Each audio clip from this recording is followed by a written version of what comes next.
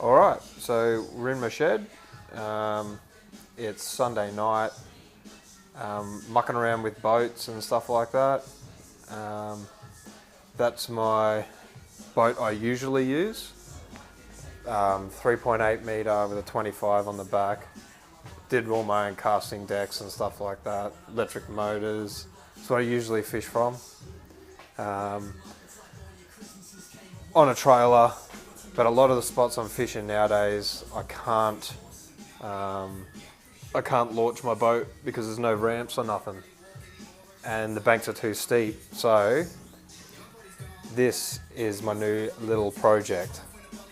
It's a 2015 250 Explorer Eclipse hull. It weighs about 50 kilos.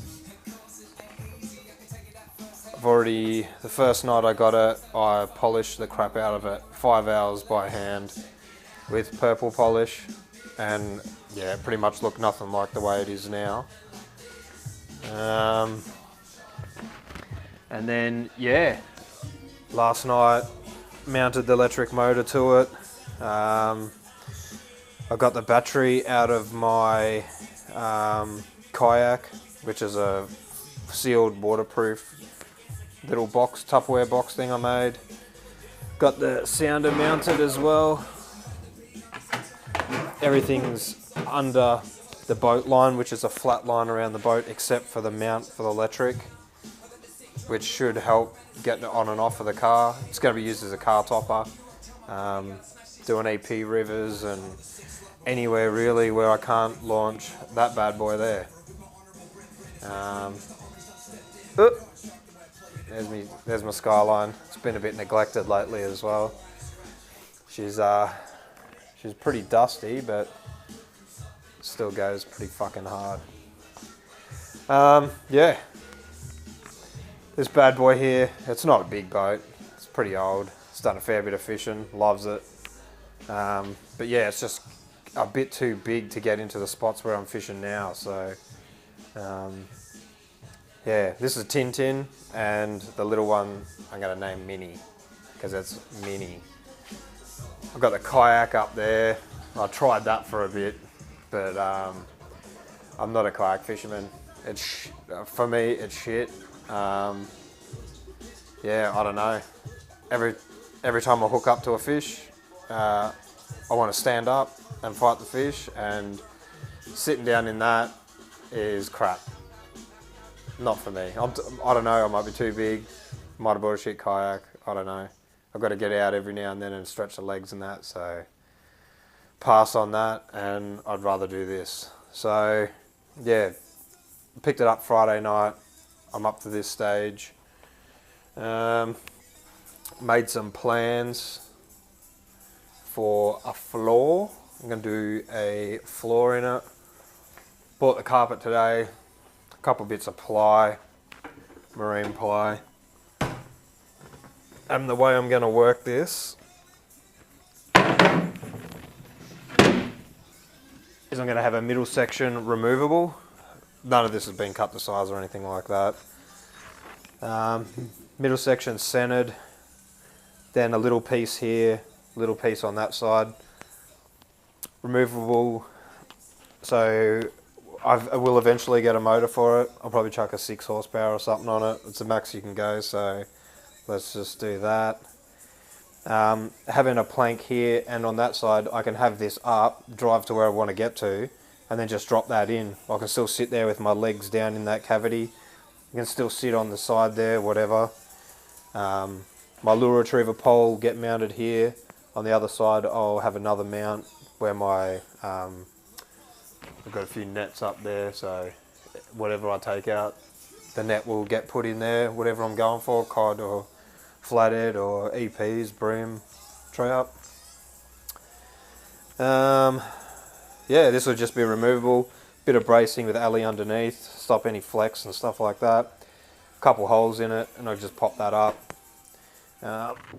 Battery will be mounted on there on the left hand side, and in front of it I can run 2 boxes, just the standard boxes I use for lures. I usually take way more than what I need when I go out. But yeah, I usually just take these 30-litre boxes, fit like 5 or 6 trays. So, you know, surface, deep diving, shallows, vibes, cranks, whatever. And yeah, in that I can have one soft plastics, one all my hard bodies, or one plastics and one hard bodies and that, and safety gear in there.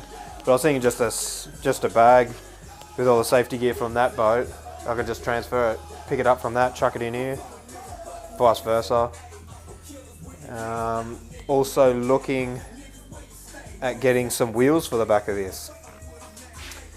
So yeah, I've just asked a few blokes on Tinny Mods on Facebook, see what they reckon. A few blokes are using these like plastic style wheels. I think they're resin with a stainless steel axle. And they'll mount on here, retractable, so it'll be up the top, and then when I get it off the car, pull it up, drop it down, it locks back in. Then I can just wheel this around, whether I got that stuff in there or not. I'll see how heavy it is when I'm pushing it around, and a motor and stuff like that. And then yeah, when I get it out on the water, just pop it back up, lift them up, and they're out of the way. Not going to get caught on nothing. Went with 3-piece floor because I can fit that in the car easy. When this is up on the roof, there'll be nothing in this. So, I don't know, 5 minutes setting it up. Once I get on location to the fishing spot and stuff like that.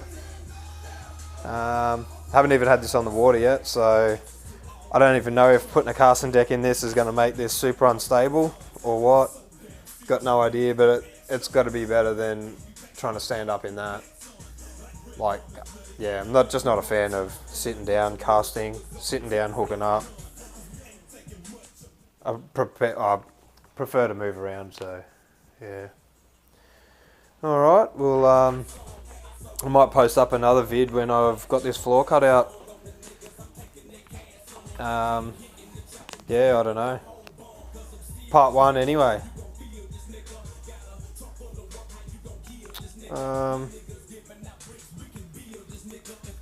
Yeah, so that's about it. Tomorrow, cutting out the rest of the floor, getting it ready.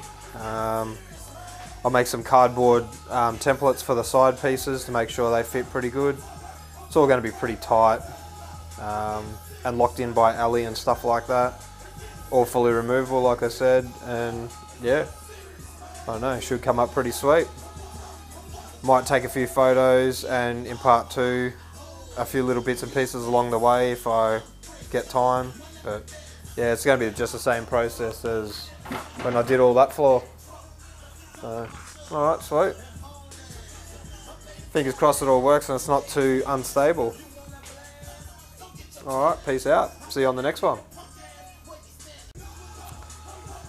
I was tossing up between 2 boats. I was looking at the Quintrex Wanderer 300, which is a 3 meter flat bottom punt, John boat, whatever they are, style. I actually went there to buy it and then seen this.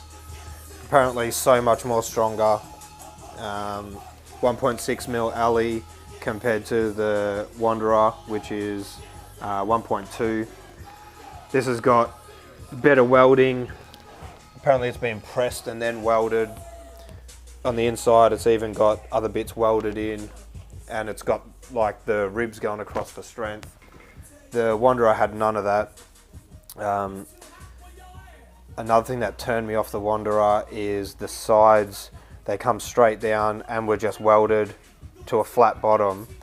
Looking along there, I don't know if it's people or robot, but there was hot spots where I think they heated up the aluminium too much, which in turn will be a weak spot in the boat. So yeah, that really turned me off them a bit, because I'm going to be smashing this thing around a fair bit, hitting bass rivers and I don't know, rocks, logs, whatever. So yeah, it's going to take a bit of pounding to get me into the spots I want to get. And if I've got to get this out and pull it over banks and stuff like that to get into another section, which I have found a river that's like that. That fish is awesome. Yeah, in this at least I'll be able to do it and have a bit of confidence. So yeah, that's just a little, and I got this hell cheap as well. Talked them down pretty good. Hasn't got rego. I don't know if it's meant to have rego. He said he couldn't register it. Even if I had electric motor, he said he couldn't register it. He needed a serial number. And in the book it actually says engine, not motor. So I don't know if that's a technical thing I'm going to get away with, but yeah, I'll rock it as long as I can. See what happens. Yeah, going on what he said, he couldn't register it even if I brought a serial number in off this thing, he said. So yeah, alright, cool.